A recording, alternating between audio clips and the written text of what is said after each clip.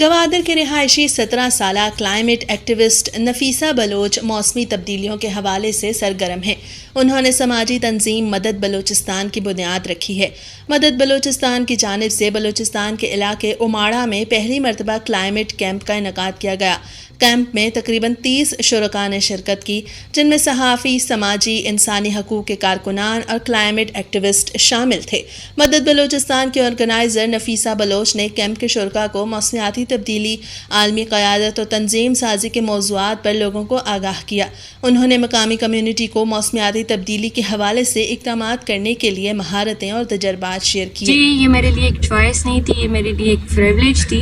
جب میں نے گراؤنڈ میں جا کر کام کیا، مجھے پتا چلا کہ بلوچستان کے لوگوں کو کلائمیٹ چینج کے بارے میں نہیں پتا۔ خیر، میں یہ لاعلمی دیکھ کے انہیں بلیم نہیں کروں گی، کیونکہ بلوچستان میں پہلے اتنے سارے مسائل ہیں تو شاید ان کا کلائمیٹ کے بارے میں سوچنا ممکن نہیں تھا، لیکن اس لاعلمی کو دور کرنا میں اپنی فرض سمجھتی ہوں۔ So that's why we organise this climate.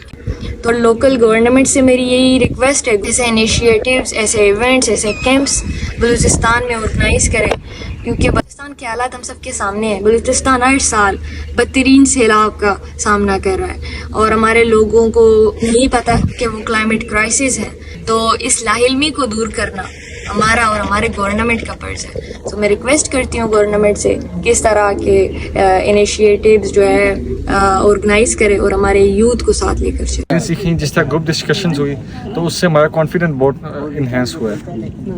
Stage phobia تھا وہ ختم ہو گیا یہ کرنے سے، اور ایسا کرنا چاہیے، باقی انسٹیٹیوشنس کو بھی ایسے انیشیٹو لینا چاہیے تاکہ ہم اس چیز کو پروموٹ کر سکیں۔ ہم یہ کہتے ہیں اب نیکسٹ ایئر آپ لوگ ارینج کروائیں گے انشاءاللہ، آپ لوگ۔